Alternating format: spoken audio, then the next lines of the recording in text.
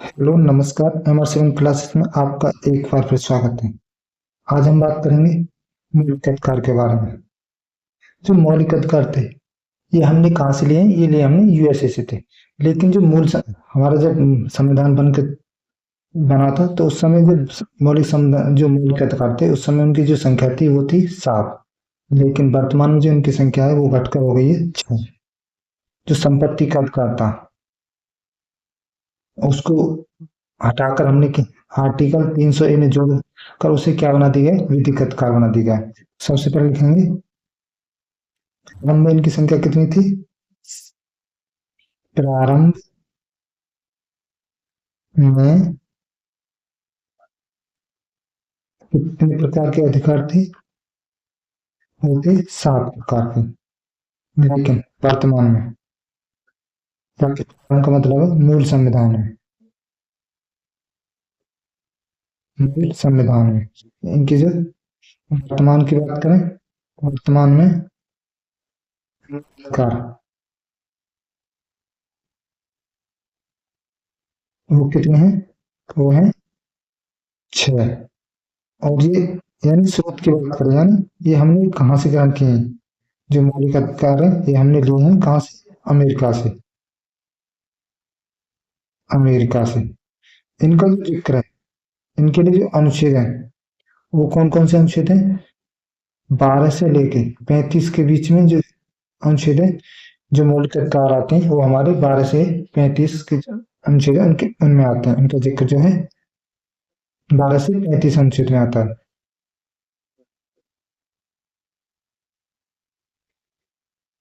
और इसका भाग कौन सा है मौलिक अधिकार का? वो है भाग। और ये भाग कौन से में आते हैं? भाग 3। इनकी जो विधिक स्वरूप है वो कैसा है? विधिक स्वरूप की बात करें मौलिक अधिकार का, वो है परिवर्तनीय। यानी अगर हमारे मौलिक अधिकारों का हनन होता है तो हम उनको लेकर के कहाँ जा सकते हैं? सुप्रीम कोर्ट जा सकते हैं। तो यानी इसलिए क्या है? परिवर्तनीय है।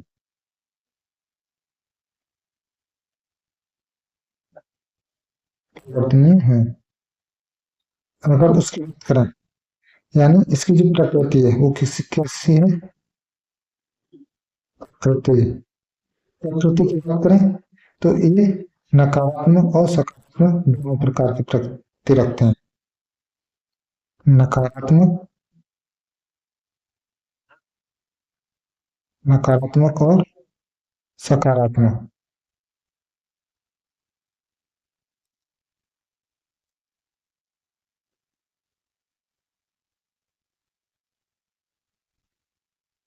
जो हमारे मौलिक अधिकार है वो कैसी प्रकृति के हैं? नकारात्मक और सकारात्मक प्रकृति, यानी दोनों प्रकार।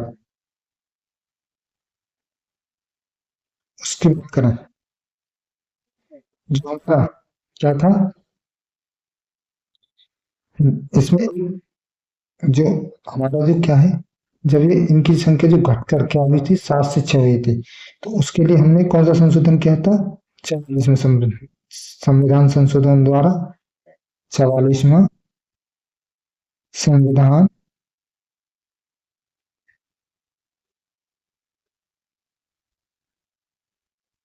संविधान संशोधन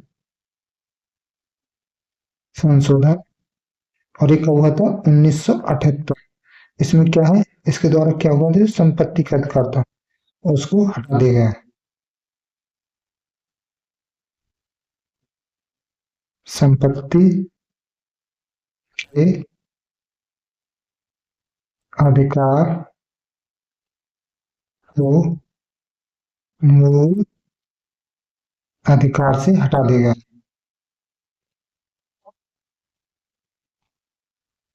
हटा दिया गया। जो संपत्ति का अधिकार था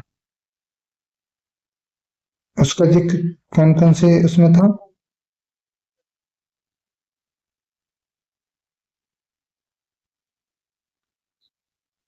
लेकिन जैसे संपत्ति,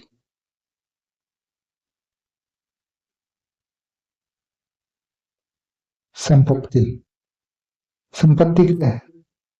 संपत्ति के अधिकार। संपत्ति के अधिकार की बात करें तो अब इनका जो जिक्र है वो कहाँ मिलता है? भाग 12 में। भाग 12 में। और इसके लिए कौन सा अनुच्छेद है? अनुच्छेद कौन से में? 300 का। यानी अब इसको क्या संरक्षण पाते हैं, यानी इसको कानून यानी विधिक, विधिक या कानून, कानूनी अधिकार इसको देगा। लेकिन पहले की बात करें, पहले के कौन से भाग में थे? पहले थे भाग 3। और कौन कौन से आर्टिकल में इनके लिए? दो आर्टिकल थे। एक तो था अनुच्छेद 19 का फर्स्ट क्लास कौन सा था? दूसरा अनुच्छेद कौन सा था? दूसरा अनुच्छेद था आर्टिकल 31। पहले जो इनका जिक्र था एक 19 में था और एक 31 में, लेकिन यहाँ से हटा के इनका इसको बना दिया गया विधिक अधिकार और इसको जोड़ दिया गया भाग 12 में अनुच्छेद 300 का। और इसके लिए जो संविधान संशोधन हुआ था वो हुआ था 44वां संविधान संशोधन 1978। अब बात करें जो मूल अधिकार है, मूल अधिकार वो कैसे हैं? वो अस्थायी नहीं है, अस्थायी। हमारे जो मूल अधिकार है वो है अस्थायी। मूल अधिकार कैसे हैं? अस्थायी।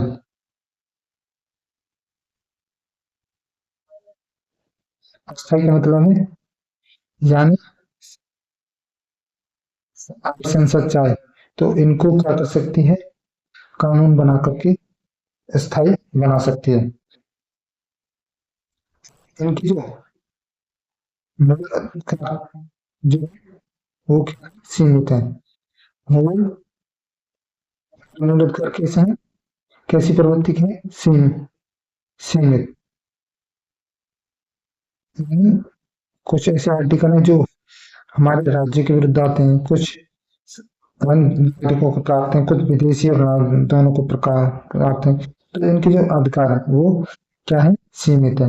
और कोई आर्टिकल है जो इमरजेंसी के समय क्या है?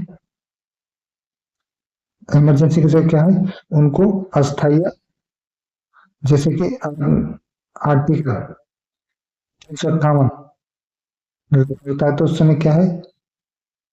जो हमारे मूल अधिकार है कुछ निलंबित, यानी कुछ को क्या कर दिया जाता है? निलंबित यानी कर दिया जाता है, लेकिन परमानेंटली निलंबन नहीं कर सकते। जो बात करें जो राज्य के विरुद्ध जो कौन कौन से अनुच्छेद हैं?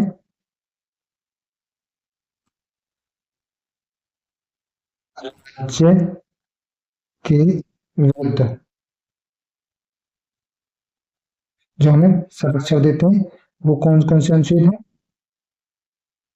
राज्यों के विरुद्ध है वो है अनुच्छेद 15, 16 और 18।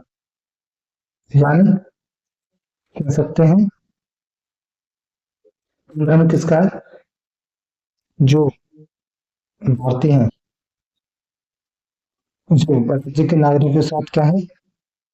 धर्म, जाति, वंश, लिंग या जन्म स्थान के आधार पर भेदभाव नहीं करेगा। यानी ये हमें राज्य के विरुद्ध संरक्षण प्राप्त कर यानी संरक्षण देते हैं। और शुरू क्या है? लोक नियोजन से, यानी इक्वल एम्प्लॉयमेंट के बारे में, यानी लोक नियोजन में समान अवसर के बारे में। और जो 18 में है उसमें किसके बारे में है? 18 में है उपाधियों के अंत के बारे में। यानी कोई भी राज्य किसी को, यानी शिक्षा और सैन्य के अलावा सभी प्रकार की जो उपाधि हैं उनको समाप्त कर दिया है। इसलिए क्या है? राज्य कोई भी ऐसी उपाधि किसी व्यक्ति को नहीं देगा।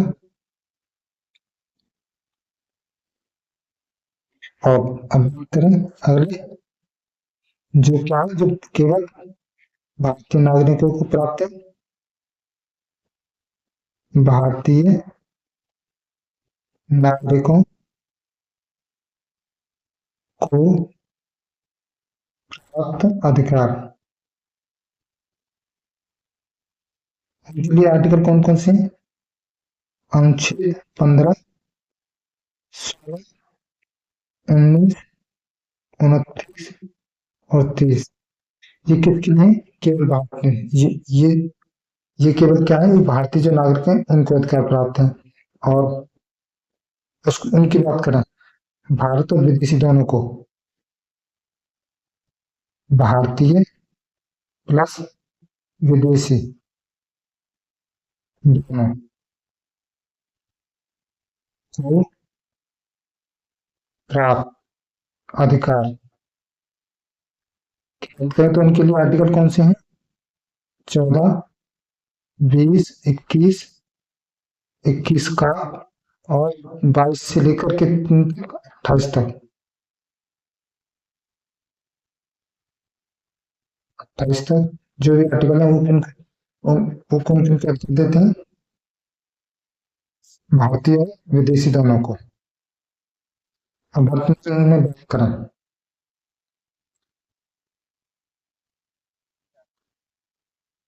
वर्तमान में मूल अधिकार, मूल अधिकार की बात करें, जो समानता का अधिकार है, समानता का अधिकार। आर्टिकल कौन से में है? अनुच्छेद अनुच्छेद 14 से 18 के बीच में। दूसरी की बात करें, स्वतंत्रता का अधिकार, स्वतंत्रता का अधिकार। इनके लिए जो अनुच्छेद है कौन कौन से? 19 से 22 के बीच में। तीसरी प्रकार की जो स्वतंत्रता है वो कौन सी है? शोषण के विरुद्ध अधिकार, शोषण के विरुद्ध अधिकार। उनके भी जो अनुच्छेद है वो हमारे कौन से? 23 और 24। चौथी प्रकार की स्वतंत्रता की बात करें वो है धार्मिक स्वतंत्रता, धार्मिक स्वतंत्रता। इसके लिए अनुच्छेद कौन कौन से हैं? 25 से 28, 25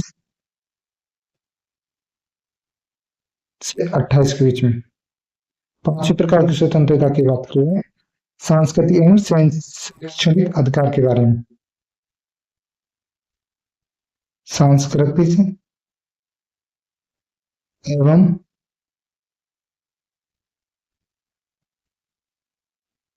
शैक्षणिक अधिकार, इनका जो जिक्र है वो हमारे अनुच्छेद कौन से में है? अनुच्छेद 29 और 30 में। राष्ट्रीय जो अधिकार है संवैधानिक उपचारों का अधिकार, संवैधानिक